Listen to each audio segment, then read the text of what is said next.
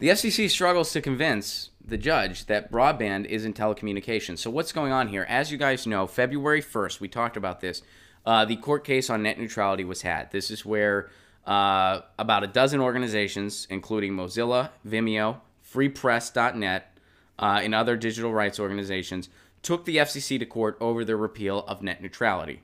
So what did the FCC do? Well, of course, Trump's FCC repealed net neutrality, and prior to this repeal, the internet was designated as a Title II classification by the FCC. That means it's a telecommunications service that needs to be considered a common carrier, kind of like a telephone call. Your telephone calls flow like flowing water. The internet had to be treated the same way. Now, they're making the argument that the internet should be considered a Title I.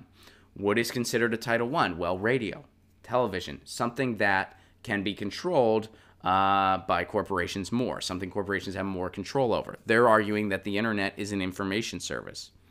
So basically, in this court case, the people against the FCC are saying, hey, you can't just change this Title II designation. You can't just be like, hey, sorry, we were drunk a couple years ago when we made that designation. Our bad. It's actually an information service, so screw net neutrality. They're saying, hey, you can't do that. You don't have a good basis to say that this isn't a common carrier. You're overstepping your power here.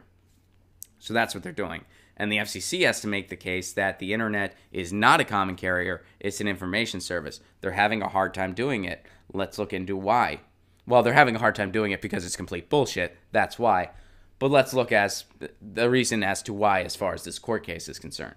All right, FCC struggles to convince judge that broadband isn't telecommunications. A Federal Communications Commission lawyer faced a skeptical panel of judges today as the FCC defended its repeal of net neutrality rules and deregulation of the broadband industry. This happened on February 1st, by the way.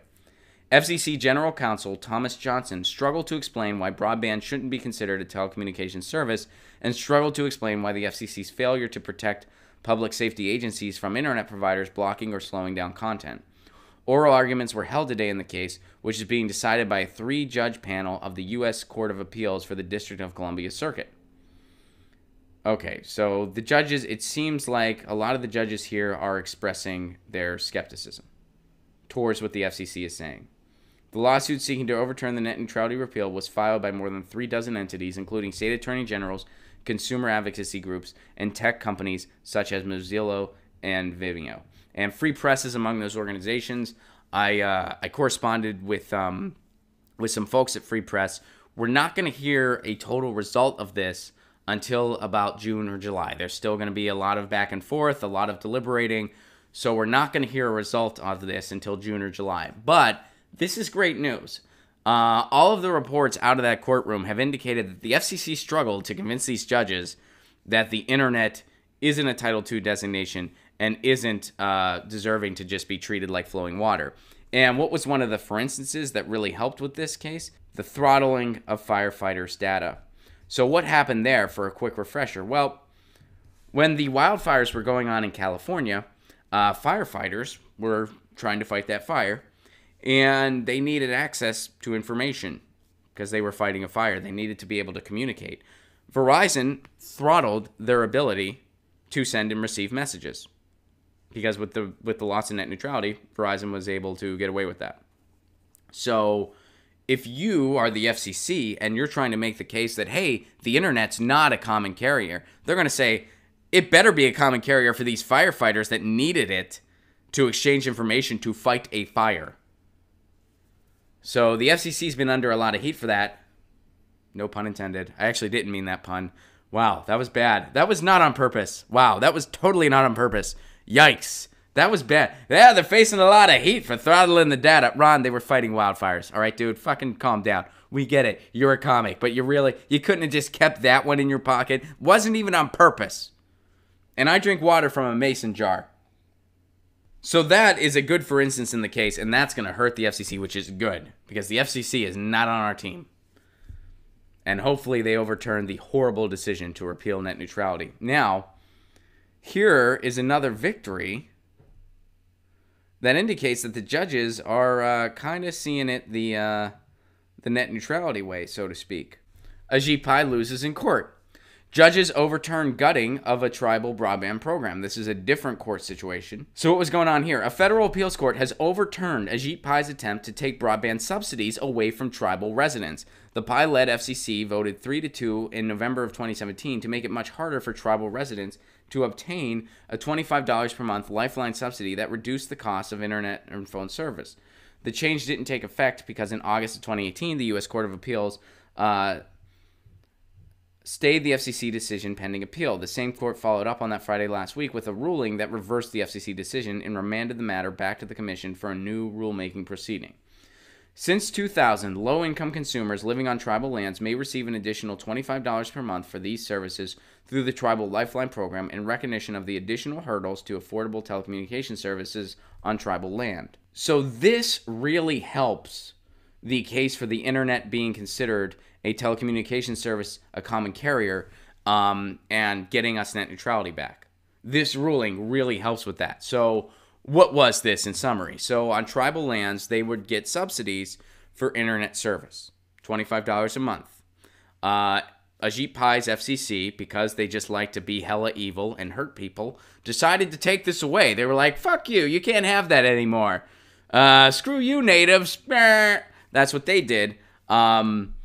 And they said, you can't have that, or if you do have it, it should only go to phone or something like that. It shouldn't be the internet, because again, the Ajit Pai FCC is trying to make the case that the internet is an information service and should be treated similar to TV or radio.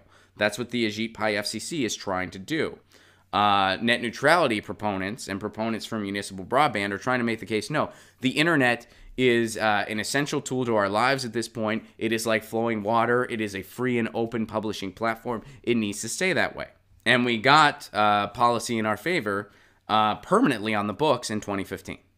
So in this particular case, the judges ruled in favor of a net neutrality supported argument. They're saying, no, they still get this for internet because the internet is a telecommunications service. It's a common carrier.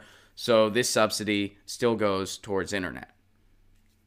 Man, doesn't it just make you sleep easy at night knowing that that's what the FCC is up to?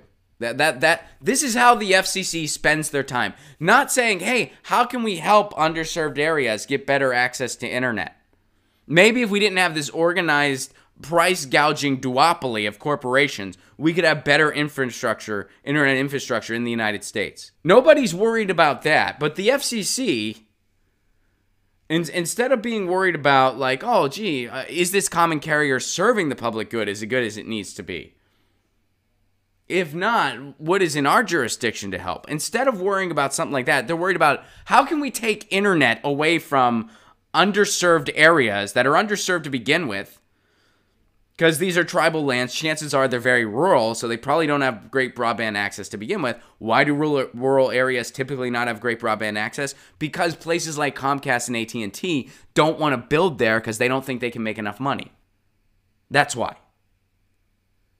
So these are underserved areas to begin with, and the FCC spends time trying to hurt them even further, trying to take even more away from them. Do you see how grossly against the people that is? This chapter of the FCC is among the most horrific, maybe ever in the history of the agency. And damn, it's an agency with a shitty history. This is the same agency that Bill Clinton allowed to deregulate all protections for radio. They homogenized radio and gutted the medium with Bill Clinton's Telecommunications Act of 1996.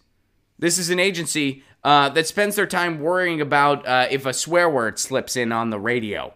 You know, because we live in an economy of war, but heaven forbid you hear the word shit on the radio. It's okay that our airwaves are completely homogenized and run by far right-wing organizations, even NPR at this point, which gets money from the Koch brothers, and it's shown in the type of content they have in NPR.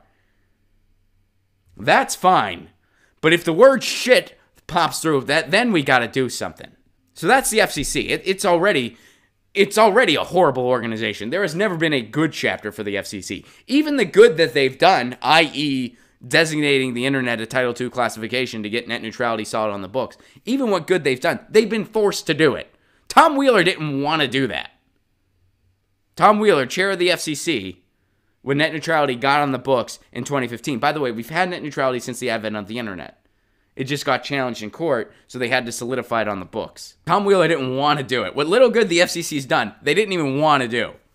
And Ajit Pai has somehow managed to take the FCC to an extra level of despicable. That's, wow. Somebody fucks that guy. I think he has kids. I mean, they have to know that that's their dad. Like, hey, what does your dad do? He makes a despicable agency even more despicable. And he wants to make sure people can't get the internet easily. And he wants to completely change the internet from what we know it as. Why? So corporations that pay him can make more money. I mean, sometimes I think about that. Like what happens? I mean, I guess in a lot of ways when you people just kind of stay in their bubble. Like I sometimes wonder, I'm like, what is it like? Like, what is it like for like Dick Cheney? But then it's like you see what Dick Cheney's children say in public. You see what Meghan McCain says in public, and you realize like, oh, they just stay in their bubble. They just stay in their bubble. That's how. Anyway. Get your news on with Ron. Don't you want to know what's going on? We're getting our news on today. Get your news on with Ron. Don't you want to know what's going on? We're getting our news on today. Yeah, yeah, yeah. You can tweet me an article at Ron Placone. We'll go through it together and